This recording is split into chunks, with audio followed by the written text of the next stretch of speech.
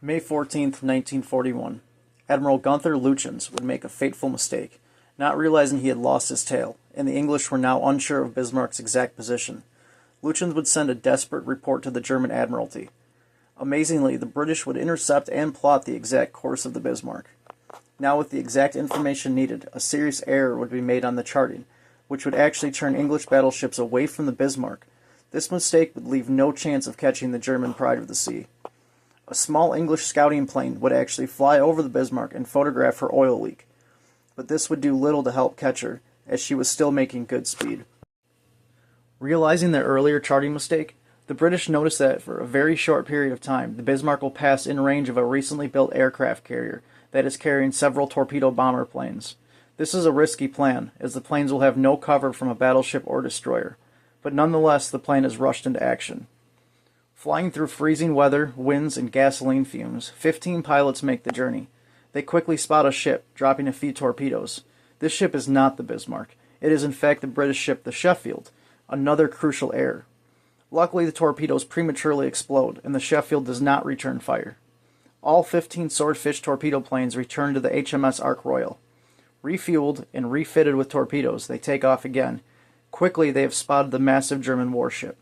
The Bismarck points her main guns down towards the waves and fires, throwing massive shots of seawater into the sky to throw up a wall in front of these feather-light torpedo planes. As the Swordfish torpedo planes begin dropping their load, all seem to miss, until they don't. One torpedo finds its way to Bismarck's rudder.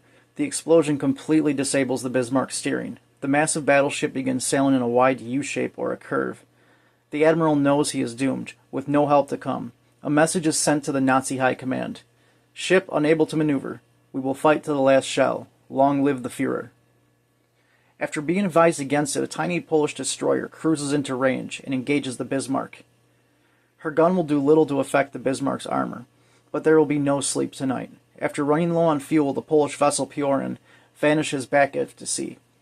As the sun comes up and the storm breaks, the admiral looks out and hears a crack of a shell off in the distance. The HMS Rodney has engaged the Bismarck. Over the next hour, the Rodney will fire thousands of shells, the Bismarck struggling to accurately return fire. Also in close pursuit, the Norfolk and the Dorsetshire also engage. The Bismarck is practically at a standstill, receiving chaos from 16 ships. Her time is nearing close. King George V lands a direct hit on one of Bismarck's main guns, ruling her ineffective. The Bismarck begins to look like a skeleton of her former self. Her command tower is the next to go, killing Admiral Lütjens. At 9:30, Bismarck has only one working gun.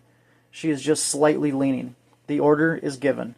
The once pride of the Nazi Kriegsmarine will be scuttled. Explosives are placed and flood doors are jammed. Sailors begin to make their way to the deck to jump into the water. 10:35 a.m. Scuttling charges explode. She slowly turns to her side as she dips below the waves. The British Dorsetshire begins to pull surviving German sailors from the icy waters. She rescues 85 before the sighting of a U-boat scares her off.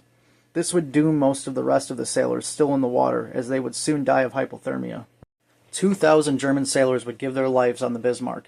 Survivors would be estimated at 115 or less.